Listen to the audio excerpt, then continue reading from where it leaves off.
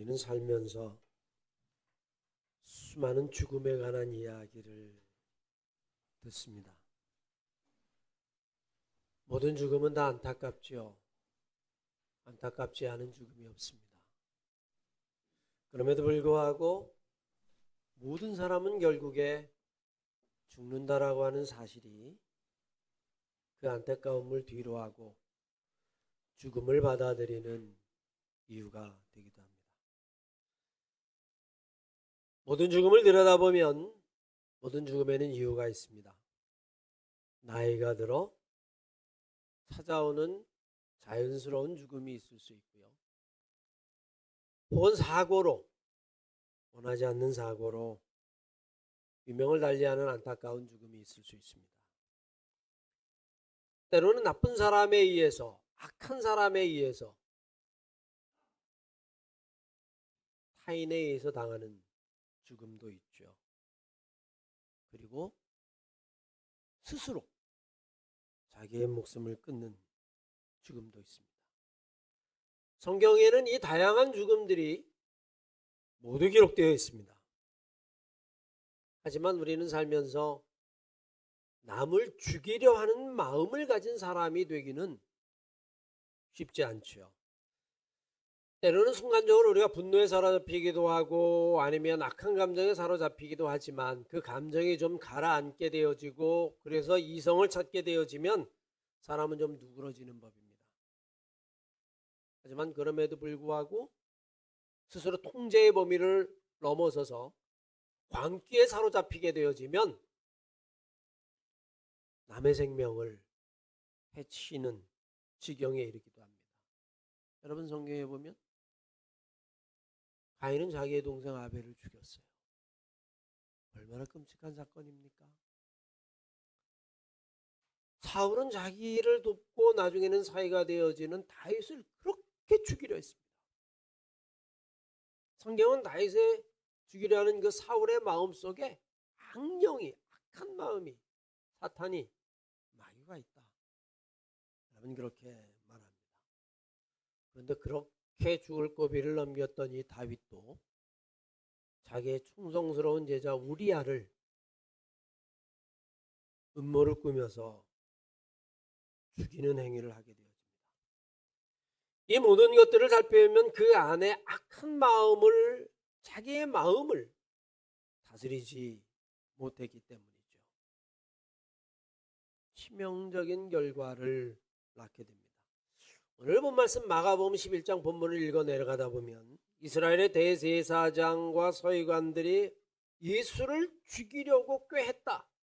여러분 그렇게 이야기합니다. 결국 여러분 그들은 백성들을 선동하게 되어지고 백성들은 빌라도에게 예수를 십자가에 못 박으라라고 이야기하고 빌라도는 예수가 죄 없음을 알고 나는 도무지 그에게서 죄를 발견할 수 없다.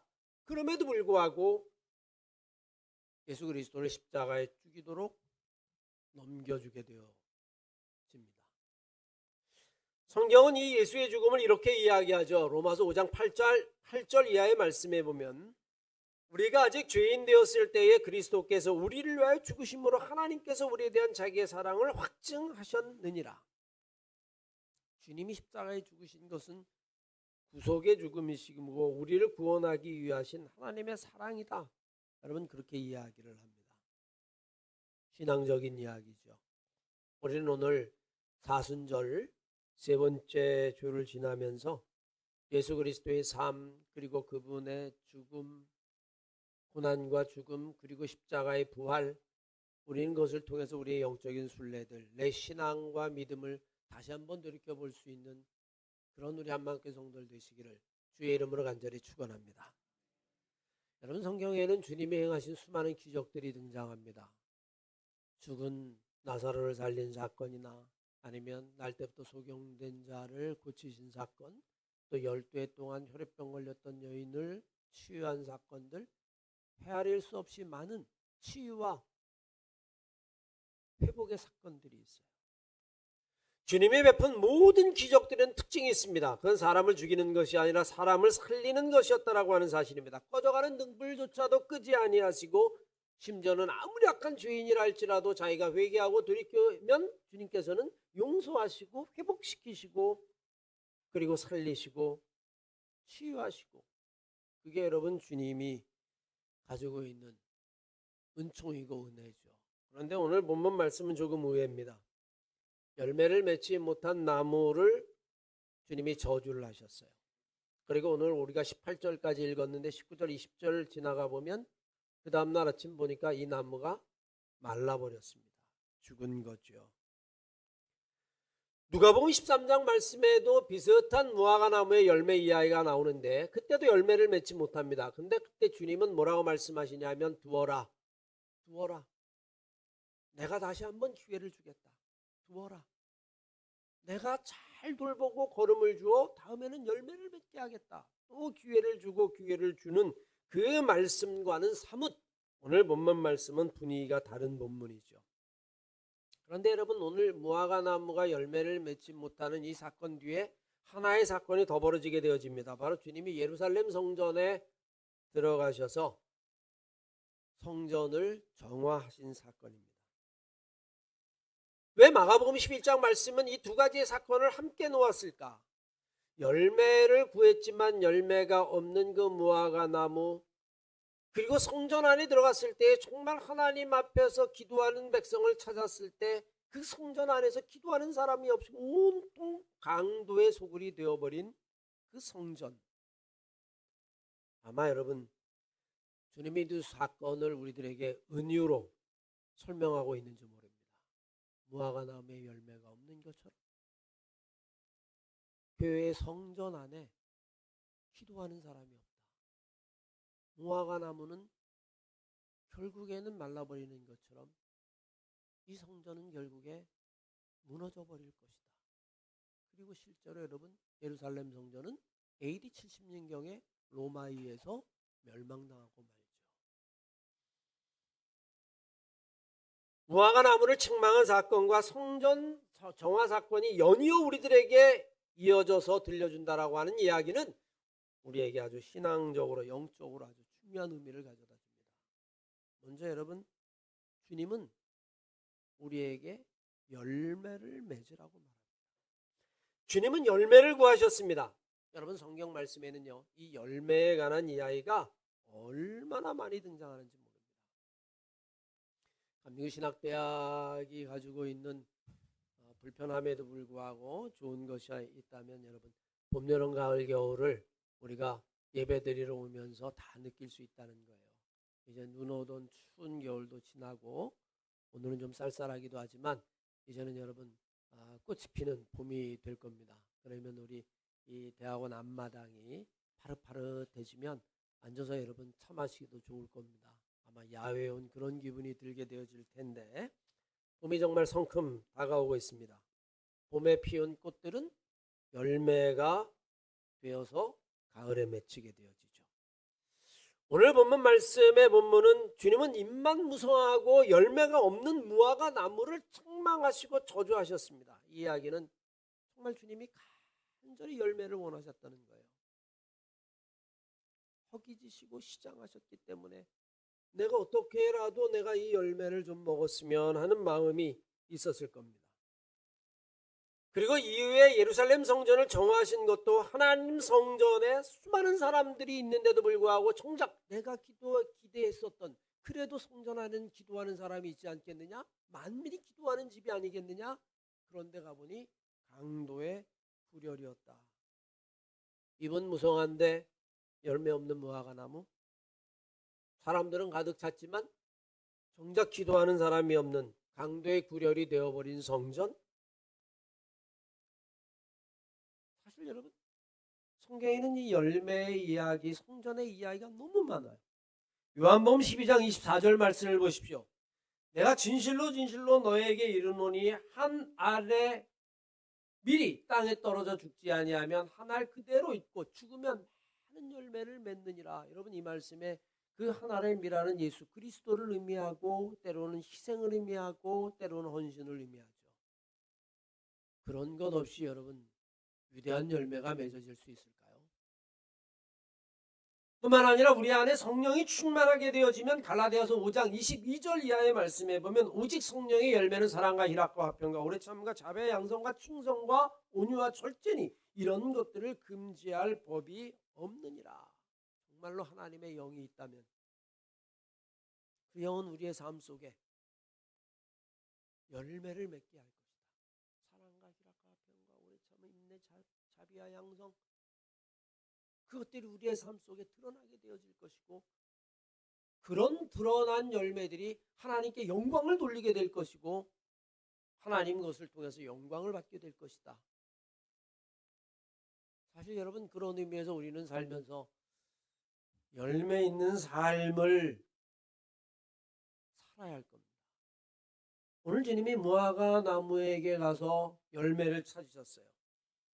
그리고 시장하다라고 이야기합니다. 단순히 이건 주님이 시작한 것이 아니라 어쩌면 하나님이 우리를 향해서 너희들이 신앙의 열매, 믿음의 열매, 성령의 열매, 내가 그 열매의 허기지다. 나도 좀 그 열매를 보고 싶다. 나도 그 열매를 먹고 싶다. 여러분, 그 이야기를 하는 것이 아닐까요? 오늘 본문 말씀에 주님이 시장함을 느껴서 무화과 나무의 열매를 구했는데, 여러분, 이스라엘 백성들에게는 세 개의 아주 중요한 나무가 있습니다. 성경에도 등장하죠. 오늘 본 말씀의 무화과 나무뿐만이 아니라 두 번째는 뭐예요? 올리브 나무입니다. 올리브의 오일을 따서 상처를 치유하기도 하고 아주 중요한 나무예요. 또 하나의 나무가 있습니다. 포도나무입니다. 포도나무에서 열리는 열매를 가지고 포도주를 만들고 잔치를 베풀고, 그래서 여러분, 이 세 가지는 유대인들에게는 아주, 이스라엘 백성들은 아주 중요한 열매들인데, 특별히 이 무화과 나무는 가난한 자들의 식량이기도 했어요. 여러분, 예수님이 부자셨겠습니까? 인자는 머리 둘 곳도 없다 그랬는데, 그런데 이 무화과 나무는 흔히 볼 수 있는 나무이기도 하지만 마치 우리나라의 감나무처럼, 아니면 여러분 그냥 돌배나무나 돌사과 나무처럼 흔히 이렇게 보면서 배고픔과 허기를 갖다 달랠 수 있는 그 나무가 여러분 바로 이 무화과 나무였다라고 하는 사실이에요. 주님이 배고파서 무화과 나무를 찾으셨는데 열매가 없었어요. 그런데 여러분, 더 놀라운 것은 무엇이냐면 오늘 본문 말씀에 그때는 무화과 나무의 철이 아니더라. 여러분, 성경은 그렇게 이야기합니다. 아니, 철이 아닌데 도대체 열매를 찾으신단 말인가? 여러분, 한겨울 요즘은 제철 과일이라는 의미가 없습니다만, 과일은 여러분 철을 따라 맺게 되어지죠. 그런데 여러분, 사실 이 무화과 나무는 무화과의 때가 아니다라고 이야기합니다. 주님의 실수이신가? 때가 아닌 데 가서 열매를 찾아? 그런데 여러분, 우리는 오늘 본문 말씀을 조금 더 이해하려면 무화과 나무의 특성을 좀 알아야만 합니다. 이 무화과 나무가 열매를 맺는 것은 일반적으로는 9월 넘어서 가을에 열매를 맺어요. 그런데 한 번 더 열매를 맺는 때가 있습니다. 그게 몇 월이냐면 사순절 기간인 4월이에요. 이때 맺는 열매는 묵은 가지에서 잎사귀와 함께 솟아나는 열매인데 별 맛은 없어요. 별 맛은 없습니다. 그런데 그것도 열매예요. 배가 고프면 사람들이 그것을 찾습니다. 그게 지고 나면 새순이 돋고 그 새순에서 비로소 여러분 열매를 맺게 되어지는데, 그 열매는 실한 열매가 되고 가을이 되면 여러분 그 열매를 따게 되는 겁니다. 그래서 여러분 두 번 수확을 하게 되어지는데, 사실은 4월에 맺는 열매를 파가라고 이야기를 하고 9월에 맺는 열매를 비쿠라라고 이야기해요. 사람이 매매를 하고 내다 팔고 정말 상품 가치가 있는 것은 9월, 10월에 맺는 이 비쿠라라고 하는 열매인데, 오늘 주님이 와서 찾은 열매는 그게 아니라 겨울이 지나갔었을 때에 갓 묵은 가지에서 열리는 파가라는 열매예요. 근데 왜 이 열매가 중요하냐면, 이 열매는 누가 먹느냐면 가난한 고아나 과부들이나 아니면 길을 가던 길손이나, 그래서 정말 허기진데 먹을 게 없을 때에 여러분 이 무화과 나무에서 열린 파가라고 하는 열매를 취하게 됩니다. 비록 제철은 아니지만 먼저 열리는 파가라는 열매가 있습니다. 이것은 맛은 없지만 과부나 고아나 길손들에게 허기진 배를 채우는 열매죠. 주님은 여러분 이거라도 있을까? 시장에서 그곳을 찾아간 겁니다. 그래서 여러분 12절 이하의 말씀에 보면 성경은 이렇게 이야기합니다. 이튿날 그들이 베다니에 나왔을 때 예수께서 시장하신지라. 배가 고프셨어요. 멀리서 잎사귀가 있는 한 무화과 나무를 보셨습니다. 잎사귀가 무성하네. 그러면 여러분 그 잎사귀가 무성한 곳에는 반드시 파가가 있어야 하는 거예요. 그러면 내가 제자들과 함께 간단하게 욕이라도 해야겠다 하셨더니 가서 보신즉 잎사귀 외에는 아무것도 없더라.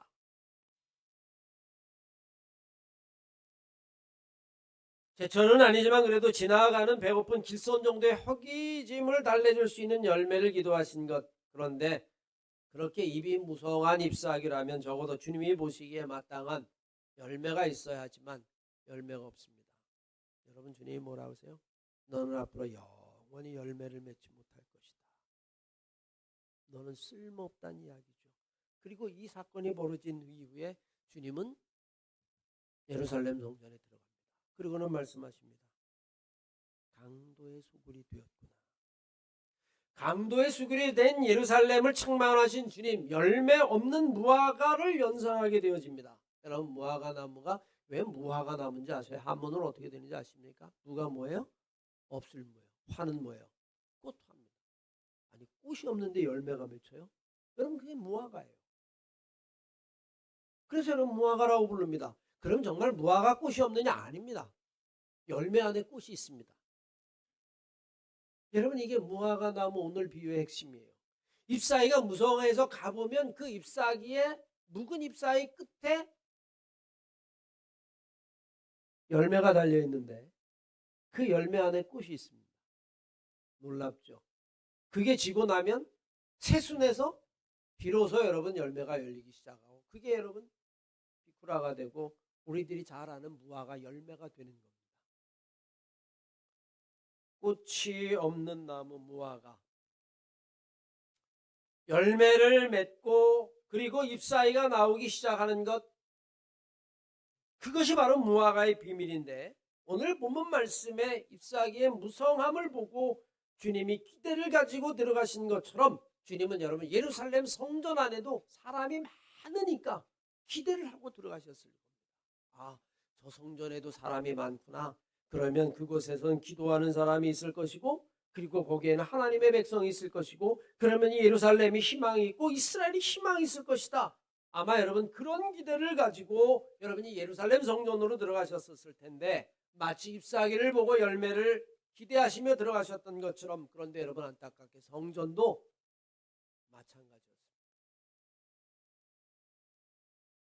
무성한 무화과 나무 잎사귀와 달리 열매를 없어요. 하나님이 여러분 주님이 저주를 하셨습니다. 너는 정말 쓸모가 없구나. 그거라도 있어야 길손이고 고하고 과부라도 그것을 의지하며 살아갈 텐데 마찬가지로 여러분 예루살렘 성전 안에 들어가서 그 성전 안에 가득 찬 사람들을 보는데 정작 기도하는 사람 하나님을 믿는 사람은 없었단 말입니다. 성전 안에서 하나님이 찾으시는 그 사람 그 열매가 없는 거죠. 그래서 오늘 성경 본문은 이렇게 이야기합니다. 15절 이하의 말씀을 보십시오. 그들이 예루살렘에 들어가니라 예수께서 성전에 들어가 성전 안에 매매하는 자들을 내어 쫓고 돈 바꾸는 자들과 상과 비둘기 파는 자들의 의자를 둘러 엎으시며 아무나 물건을 가지고 성전 안으로 지나다님을 확지 아니하시고 이에 가르쳐 이르시되 기록된 바 내 집은 만민이 기도하는 집이라 칭함을 받으리라고 하지 아니하였느냐. 너희는 강도의 소굴을 만들었다. 강도의 소굴을 만들었다. 여러분 좀 심한 말씀 아닐까요? 예루살렘 성전이 이스라엘 백성들에게는 여러분 정신적인 지주와 같은 그 성전인데 이스라엘 백성들에겐 자랑이고 거기 안에 있는 대제사장 서기관들은 이스라엘의 정말 자존심이기도 한데 오늘 여러분 주님은 뭐라고 그래요? 강도의 소굴을 만들었다. 오늘날 여러분 누군가가 교회를 향해 교회가 강도의 소굴이다 이러면 여러분 어떠시겠어요? 아마 여러분 제가 그렇게 이야기하던 전 바로 출교당할 겁니다. 파문당하고 감옥에서 내쫓길지도 몰라요. 그런데 여러분 주님은 이미 여러분 2000년 전에 그렇게 말씀하셨습니다. 이거는 만민이 기도하는 집 아니냐? 적어도 내가 이곳에 와서 이 성전 안에 들어왔었을 때 이 아버지의 집은 기도하는 자들을 내가 기대하면서 오지 않았겠느냐? 그런데 완전히 이것은 강도의 구렬이구나. 성경이 여러분 이 두 가지 사건을 연이어 기록해 놓은 것은 결코 우연이 아닙니다. 겉모양과 그 알맹이가 다르다는 것을 경고하고 있죠. 잎사이가 무성해서 겉모양을 보면 열매가 있을 것 같은데 가보니까 실제로 열매가 없었던 그 무화과 나무나 사람들이 넘쳐나고 북적북적하고 그래서 멀리서 보면 저 성전 안에 저 많은 사람들이 있으니 기도하는 사람도 있겠지라고 갔더니 기도는 고사하고 강도의 구렬이 되어버린 그 예루살렘 성전. 열매 없는 무화과 나무나 강도의 소굴과 같은 예루살렘 성전이 주님에게는 여러분 영적으로 같은 모습으로 보인 거죠. 여러분 수많은 그리스도인들은 이제 무성한 잎을 자랑하는 무화과 나무와 같습니다. 한국의 교회 지난 여러분 100년 그 이상을 생각해 보면요. 정말 한국 교회는 1000만이 넘는 그리스도인을 이야기합니다. 정말 교회사를 연구해 보면요. 근현대사 속에서 대한민국만큼 교회가 부흥한 교회가 없어요. 전 세계에서 가장 큰 교회 한국에 있고요. 세상에서 가장 큰 장로교회 한국에 있고요. 세상에서 가장 큰 감리교회 한국에 있고요.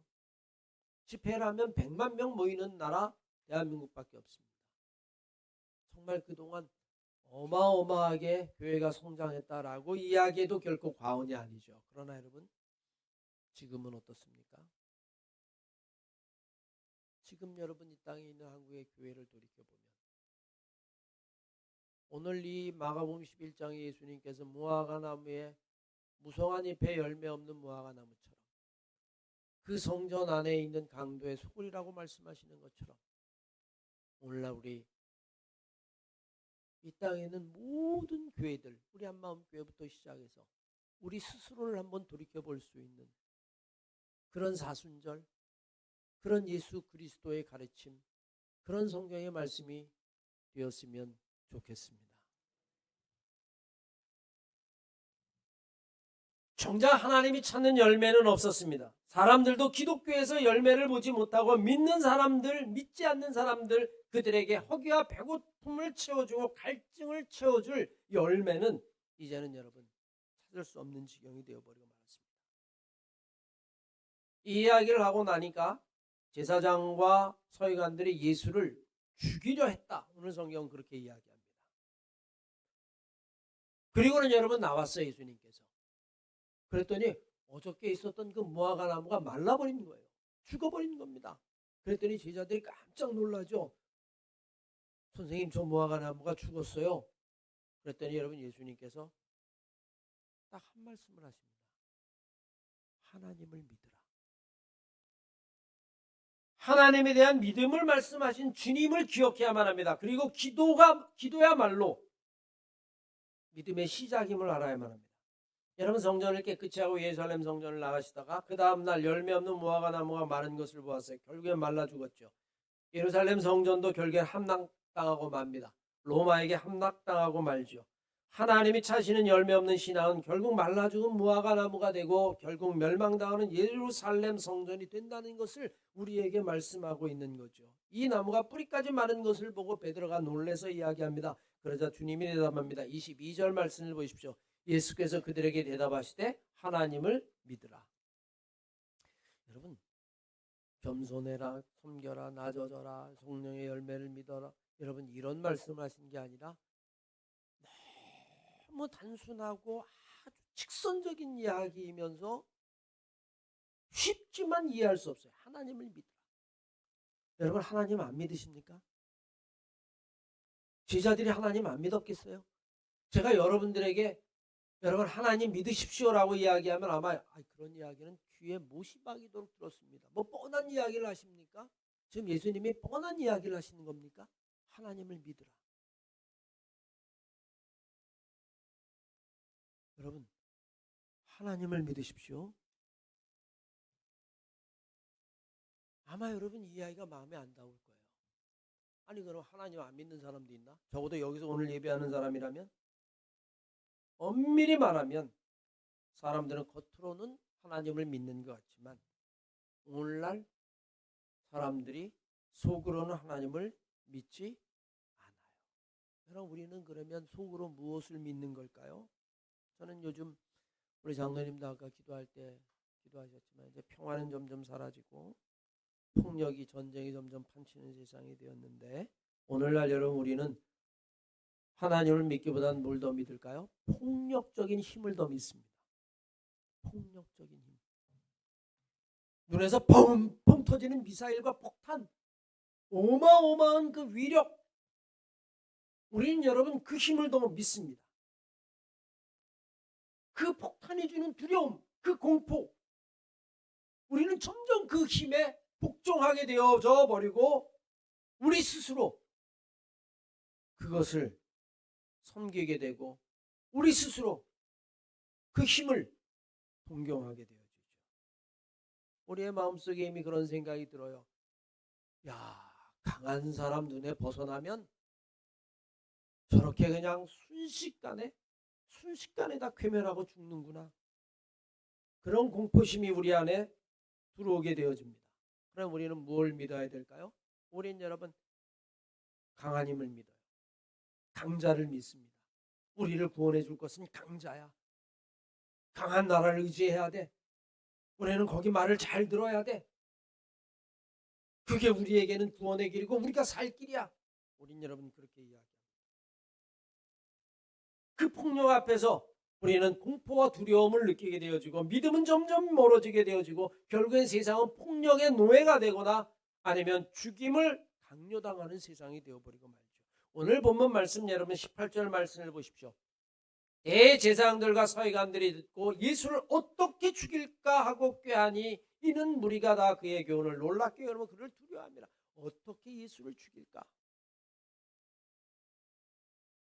이미 그들의 마음속에는 하나님을 믿는 마음이 없다는 이야기죠. 여러분 하나님을 믿는 사람이 어떻게 죽일까를 생각할 수 있겠어요? 하나님을 믿는 마음이 없는 거죠. 내가 볼 때는 잘 멀쩡한 이 성전을 저렇게 다 뒤집어 엎어, 저렇게 다 상을 뒤집어 엎고 저 사람들 다 내어 쫓아? 예수는 안 되겠다. 예수는 죽여버리자. 결국엔 여러분 예루살렘 성전을 섬기는 대제사장과 서기관들은 예수를 죽이기로 마음 먹습니다. 이미 이들의 마음과 태도는 더 이상 예루살렘 성전이 하나님이 기도하는 집이 아니라는 것을 반증하고 있어요. 성전 안에서 기도하는 사람들이라면 어떻게 여러분 예수를 죽일 마음을 먹을 수 있겠어요? 그들은 여러분 하나님을 믿는 것이 아니라 권력을 믿고 돈을 믿고 성전 안에서 강도의 구렬이라고 이야기하는 것처럼 장사하는 것을 믿고 그것이 여러분 하나님을 대신하고 만 거죠. 주님은 여러분 그 제자들의 마음을 아셨어요. 그리고 말씀하십니다. 하나님을 믿으라. 하나님을 믿으라. 사랑하는 한마음교회 성도 여러분, 하나님을 믿으시기 바랍니다. 세상은요 힘을 믿으라고 이야기해요.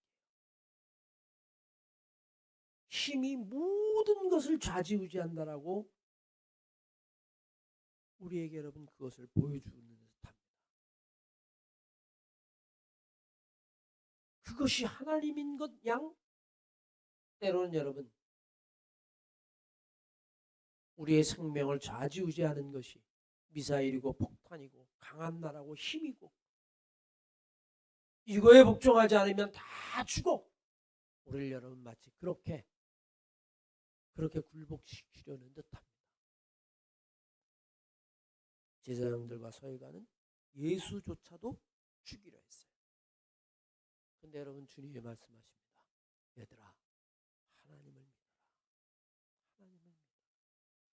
그 하나님을 믿는 믿음이 그 믿음이 우리가 세상을 살면서 가져야 될 믿음이고 그것이 우리의 삶 속에서 맺어지는 열매들이고 그 믿음이 제사장을 이기고 서기관을 이기고 사단을 이기고 폭력을 이기고 마귀를 이기고 그 믿음이 평화를 만들고 그 믿음이 온 세상을 하나님의 백성의 가득 찬 세상으로 만든다라고 하는 사실을 여러분 결코 의심하지 마십시오. 지금 눈앞에서는요 벌어지는 일들을 보면 저도 여러분 그런 생각이 들 때가 있어요. 그래, 힘이 하나님인가? 강한 게 하나님인가? 폭탄과 미사일이 하나님인가? 결국 우리는 거기에 다 복종하고 순종하고 꼼짝 못하고 노예가 되어야 하는가?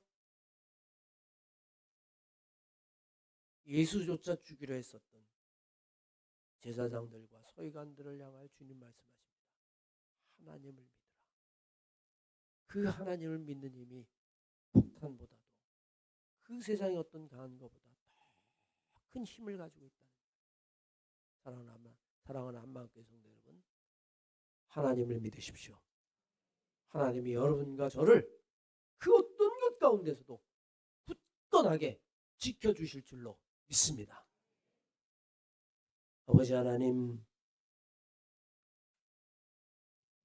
무화과 나무의 열매를 구하셨지만 찾을 수 없었습니다. 실망하신 주님,